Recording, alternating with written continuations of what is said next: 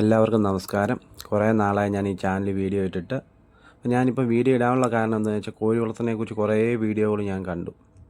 അപ്പോൾ അതിനകത്തൊക്കെ വളരെ ലാഭമുള്ളതും ആയ പല കോഴികളെക്കുറിച്ച് പറയുകയും അതിൻ്റെ ഒരു ദിവസം വരുമാനം പല രീതിയിൽ കിട്ടുന്നതിനെക്കുറിച്ചൊക്കെ പറയുകയും എടുക്കുകയൊക്കെ ചെയ്യുന്നത് ഞാൻ കണ്ടു. അപ്പം കുറച്ച് കാര്യങ്ങൾ കുറേ നാളുകളായിട്ട് കോഴിയെ വളർത്തിയതിൻ്റെ അനുഭവത്തിൽ എനിക്ക് നിങ്ങളുമായിട്ട് പങ്കുവെക്കണമെന്ന് തോന്നി. അതുകൊണ്ടാണ് ഞാൻ ഈ പറയാൻ ആഗ്രഹിക്കുന്നത്. അപ്പോൾ ഞാൻ ഇന്ന് പറയാൻ ഉദ്ദേശിക്കുന്നത് എന്താണെന്ന് വെച്ചാൽ, നമ്മളൊരു കുടുംബത്തിലേക്ക് വീട്ടിലെ ആവശ്യത്തിന് മാത്രം കോഴിയെ വളർത്തുന്നതിൽ അതിനെ ഏത് കോഴിയെ തിരഞ്ഞെടുക്കണം, എത്ര കോഴിയെ വാങ്ങിക്കണം, അതിൻ്റെ കൂട് എങ്ങനെ ആയിരിക്കണം, ഏത് ഇനത്തിനെ നമ്മൾ തിരഞ്ഞെടുക്കണം, അങ്ങനത്തെ കുറേ കാര്യങ്ങളെക്കുറിച്ചാണ്.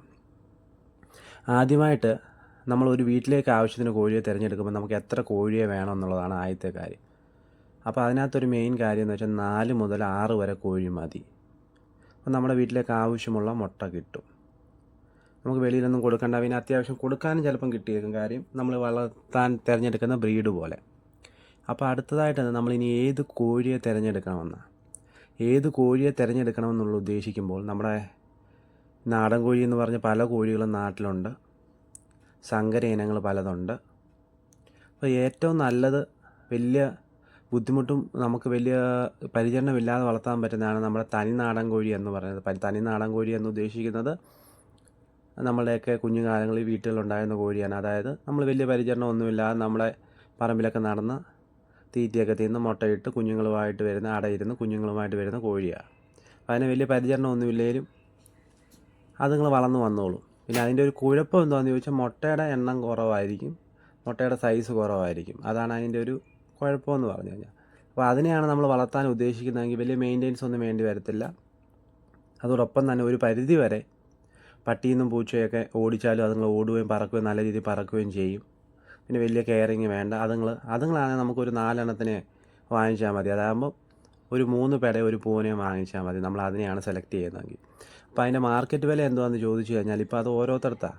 ഡേ ഓൾഡ് ചിക്സിന് തന്നെ, അതായത് ഒരു ദിവസം പ്രായമായ കുഞ്ഞിനെ 150 കൊടുക്കുന്നവരുണ്ട്, 80 കൊടുക്കുന്നവരുണ്ട്. പിന്നെ അതിൻ്റെ വെറൈറ്റി ഉണ്ട്. വെറൈറ്റി എന്ന് വെച്ച് കഴിഞ്ഞാൽ പുള്ളിക്കളറ്, കാപ്പിരി, ഹൈറ്റ് കുറഞ്ഞത്, അങ്ങനെയൊക്കെ ഓരോന്നിനനുസരിച്ചാണ് വില മാറുന്നത്. പിന്നെ ഒരു മാസം ആയതിനെയൊക്കെ 150 രൂപയ്ക്ക് കിട്ടുന്നുണ്ട്. പിന്നെ ഒരു 3-4 മാസമായത് ഏകദേശം മുട്ടയിടാറായതിനെയൊക്കെ 700 രൂപയ്ക്കൊക്കെ പെട കിട്ടും. അല്ല, ഞാൻ ഓരോ കളർ വെറൈറ്റി ഓരോരുത്തർ വിൽക്കുന്നതിലും വ്യത്യാസം ഉണ്ടായിരിക്കും. എന്നാലും പൂവനൊക്കെ ഒരു 800, 900, 500 മുതൽ 1500 റേഞ്ചിനകത്ത് നമുക്ക് കിട്ടും. ഈ തനി നാടൻ കോഴിയാണെങ്കിൽ. ഇനി അടുത്തത് എന്തുവാണെന്ന് ചോദിച്ചാൽ, അടുത്തൊരു സെലക്ഷൻ എന്ന് വെച്ച് കഴിഞ്ഞാൽ നമുക്ക് കൈരളിക്കോഴിയെ സെലക്ട് ചെയ്യാം. കൈരളിക്കോഴി എന്താണെന്ന് ചോദിച്ചാൽ, നമ്മൾ കരിങ്കോഴിയുടെ പോലെ തന്നെ ഏകദേശം കളറായിരിക്കും, കറുപ്പായിരിക്കും കൂടുതൽ വരുന്നത്. അത് ഏകദേശം നല്ല രീതിയിൽ നമുക്ക് മുട്ടയിടുകയും നാടൻ കോഴിയെ പരിപാലിക്കുന്ന പോലെ നമുക്ക് പരിപാലിക്കാം. വലിയ ബുദ്ധിമുട്ടൊന്നുമില്ല. പക്ഷേ ഒരു കുഴപ്പം മാത്രമേ ഉള്ളൂ നാടൻ കോഴിയെ അപേക്ഷിച്ച് നോക്കുമ്പോൾ, അതായത് അടയിരിക്കത്തില്ല എന്നൊരു കുഴപ്പമുണ്ട്. പക്ഷേ മുട്ട ഉൽപ്പാദനം നല്ലതായിരിക്കും. പിന്നെ പൂവനും പെട അധികം വെയിറ്റ് വരത്തില്ല ഈ നാടൻ കോഴിക്കും കൈരളിക്കും. ഇനി അടുത്തൊരു ചോയ്സ് എന്താണെന്ന് ചോദിച്ചു കഴിഞ്ഞാൽ, നമുക്ക് ഗ്രാമശ്രീ കോഴിയെ നമുക്ക് സെലക്ട് ചെയ്യാം. ഗ്രാമശ്രീ കോഴിയാകുമ്പോൾ എന്തുവാ അതിൻ്റെ ഏറ്റവും വലിയ അഡ്വാൻറ്റേജ് എന്ന് വെച്ചാൽ, അത്യാവശ്യം വെയിറ്റ് വരും നമുക്ക് പൂവൻ കോഴി ഉണ്ടെങ്കിൽ. അപ്പോൾ പൂവൻ കോഴിക്ക് ഒരു 2.5-3 കിലോയുടെ അടുത്ത് വെയിറ്റ് വരും. ഫീമെയിലും അത്യാവശ്യം വെയിറ്റ് ഉള്ളതായിരിക്കും. അത്യാവശ്യം നല്ല വലിപ്പത്തിലുള്ള മുട്ടയിടും. നമ്മുടെ നാടൻ കോഴിയെ പരിപാലിക്കുന്ന പോലെ പരിപാലിക്കാം, കുഴപ്പങ്ങളൊന്നുമില്ല. പിന്നെ അടയിരിക്കത്തില്ല. അങ്ങനെയൊക്കെ കുറേ ഗുണങ്ങളുണ്ട് ഗ്രാമശ്രീ ആയി കഴിയുമ്പോൾ. പിന്നെ അടയിരിക്കുകയൊന്നുമില്ല. അങ്ങനെ നമുക്ക് അടുത്ത കുഞ്ഞുങ്ങളെ ഇറക്കണമെങ്കിൽ ഒന്നുകിൽ ഇൻക്യുബേറ്റർ, അല്ലെങ്കിൽ നമ്മൾ പിന്നെയും കുഞ്ഞുങ്ങളെ വാങ്ങിക്കുകയുള്ളൂ. അങ്ങനെ ഒരു കുഴപ്പം അതിനകത്തുണ്ട്. പക്ഷേ നമ്മുടെ വീട്ടിലെ വേസ്റ്റൊക്കെ കൊടുത്ത് നമുക്ക് നാടൻ കോഴിയെ പരിപാലിക്കുന്ന പോലെ തന്നെ ഗ്രാമശ്രീയെ പരിപാലിക്കാം. പക്ഷേ ഇതിൻ്റെ അത്രയും രോഗപ്രതിരോധ ശേഷിയില്ല. നമ്മൾ പക്ഷേ കുറച്ചൊന്ന് ശ്രദ്ധിച്ച് വളർത്തിയാൽ അതിനെ നല്ല രീതിയിൽ വളർത്താൻ നമുക്ക് പറ്റും. അതുപോലെ തന്നെ ഉള്ളതാണ് ഗ്രാമശ്രീ പോലെ തന്നെയാണ്. പിന്നെ ഗ്രാമപ്രിയ എന്ന് പറഞ്ഞൊരു കോഴിയുണ്ട്. അതും ഏകദേശം ഇതുപോലെ തന്നെയാണ്. പിന്നെ ഇപ്പോൾ ഞാൻ കുറേയേറെ പേര് ചെയ്തിട്ടും വളർത്തിയിട്ടും കണ്ടിട്ടുള്ളൊരു കോഴിയാണ് ഈജിപ്ഷ്യൻ ഫയോമി എന്ന് പറഞ്ഞൊരു കോഴിയുണ്ട്. അപ്പം അത് നമ്മുടെ അടുക്കള മുറ്റത്തേക്ക് പറ്റിയ കോഴിയാണ്. അതിനെ നമുക്കിങ്ങനെ അഴിച്ചു വിട്ട് വളർത്താം. അതും അടയിരിക്കത്തില്ല. ഏകദേശം എനിക്ക് തോന്നുന്നു 200 മുട്ടയോടെ അടുത്തൊരു വർഷം നമുക്ക് കിട്ടുന്ന ഒരു കോഴിയാണ്. പിന്നെ അതിനും വെയിറ്റ് കുറവാണ്. ഒരു ഫാൻസി ബ്രീഡായിട്ടൊക്കെ വളർത്തിക്കൊണ്ടിരുന്നത്. പക്ഷേ ഇപ്പം അങ്ങനെയല്ല. ഇപ്പം നമുക്ക് കൂടുതലായിട്ട് അവൈലബിൾ ആണത്. അപ്പോൾ അതിനെ നമുക്ക് സെലക്ട് ചെയ്യാം. ഇതിനെയൊക്കെ സെലക്ട് ചെയ്യുമ്പോൾ നമുക്ക് നാടൻ കോഴിയാണ് ഞാൻ മുമ്പേ പറഞ്ഞതുപോലെ ഒരു 3 പെട ഒരു പൂവനോ 2 പെട ഒരു പൂവനോ മതി. മറ്റേതൊക്കെ ആണെങ്കിൽ നമുക്ക് ഇറച്ചിക്കൊന്നും വേണ്ട. നമ്മൾ മിക്കവാറും ഉള്ളവർ ചിലരൊന്നും വീട്ടിൽ വളർത്തിയതിനെ കൊല്ലാൻ കൊടുക്കുകയോ വീട്ടിലെ ആവശ്യത്തിന് എടുക്കുകയോ ഇല്ല. അപ്പോൾ എന്തുവാന്ന് ചോദിച്ചു കഴിഞ്ഞാൽ, നമുക്ക് പെടക്കോഴിയെ മാത്രം മതി, പൂങ്കോഴിയെ വാങ്ങിക്കേണ്ട കാര്യമില്ല.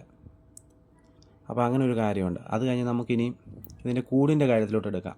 കൂടിൻ്റെ കാര്യത്തിലോട്ട് പോകുമ്പോൾ നമുക്ക് വലിയ ഹൈടെക് കൂടുകളോ കാര്യങ്ങളോ ഒന്നും വേണ്ട. നമുക്ക് തടിക്കൂടുകളോ അല്ലെങ്കിൽ നമ്മളെ ഉള്ള സാഹചര്യത്തിൽ നമുക്ക് ഇതിനെയൊക്കെ വളർത്താൻ പറ്റും. പിന്നെ എന്തൊരു എയർ പാസേജ് ഉള്ള ഒരു സാഹചര്യത്തിൽ നമ്മൾ വളർത്തി കഴിയുമ്പോൾ എന്താണെന്ന് ചോദിച്ചു കഴിഞ്ഞാൽ സ്മെല്ല് കുറയും. ഈ കോഴിക്കാഷ്ടത്തിലൂടെ സ്മെല്ല് കുറയും. അപ്പോൾ അങ്ങനെ ഒരു സാഹചര്യം നമ്മൾ നോക്കുക. പിന്നെ രണ്ടാമത്തെ ഇനി അടുത്തൊരു കാര്യം എന്താണെന്ന് ചോദിച്ചു കഴിഞ്ഞാൽ ഈ തീറ്റി. നമ്മൾ ഈ വലിയ വലിയ കോഴികൾ, അതായത് ദിവസവും മുട്ടയിടുന്ന കോഴികളൊക്കെ നമ്മുടെ മാർക്കറ്റിൽ ഇപ്പം കിട്ടാനുണ്ട്.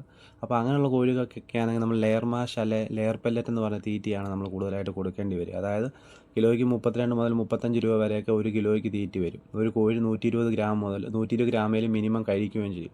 അപ്പോൾ നമ്മുടെ ഈ കോഴികളൊക്കെയാണ് നമ്മുടെ വീട്ടിലുള്ളതായ എന്തെങ്കിലും പച്ചക്കറിയുടെയോ അല്ലെങ്കിൽ നമ്മൾ എന്തെങ്കിലും മീനോ ഇറച്ചിയോ വാങ്ങിക്കുന്നതിൻ്റെ വേസ്റ്റോ അല്ലെങ്കിൽ നമ്മൾ കഴിക്കുന്നതിൻ്റെയോ അല്ലെങ്കിൽ കുറച്ച് ഗോതമ്പോ അല്ലെങ്കിൽ നമുക്ക് ഇടയ്ക്കെങ്ങാനും കുറച്ച് ഈ ഇതുപോലത്തെ ഏതെങ്കിലും സമീകൃതമായ തീറ്റ കൊടുത്തോ നമുക്ക് ഇവയൊക്കെ വളർത്താൻ പറ്റും.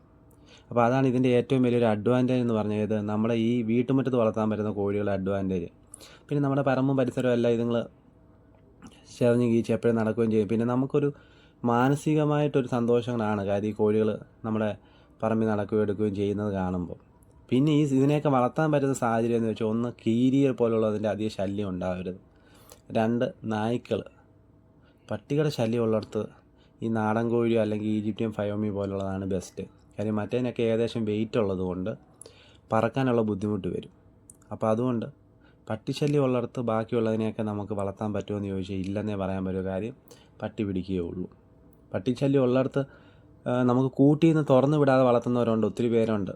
അപ്പോൾ കൂട്ടിൽ നിന്ന് തുറന്നു വിടാതെ വളർത്തുമ്പോൾ എന്താണെന്ന് ചോദിച്ചു കഴിഞ്ഞാൽ നമ്മൾ കൃത്യമായിട്ട് അതിന് കാൽസ്യം, അതിന് വേണ്ടുന്ന ന്യൂട്രീഷൻസ് എല്ലാം കൊടുക്കണം. അത്യാവശ്യം സ്പേസ്, എപ്പോഴും ഫുഡ്, അങ്ങനെയുള്ള കാര്യങ്ങളൊക്കെ ഉണ്ട്. നമ്മൾ അഴിച്ചു വിട്ട് വീട്ടിലെ ഒരു ആവശ്യത്തിന് 3, 5, 6 എണ്ണത്തിനെ നമ്മൾ വളർത്തുമ്പോൾ എപ്പോഴും തുറന്നു വിട്ട് വളർത്തുന്നതാണ് നല്ലത്. അപ്പോൾ അങ്ങനെയുള്ള സാഹചര്യത്തിൽ ഈ കോഴികളാണ് നല്ലത്.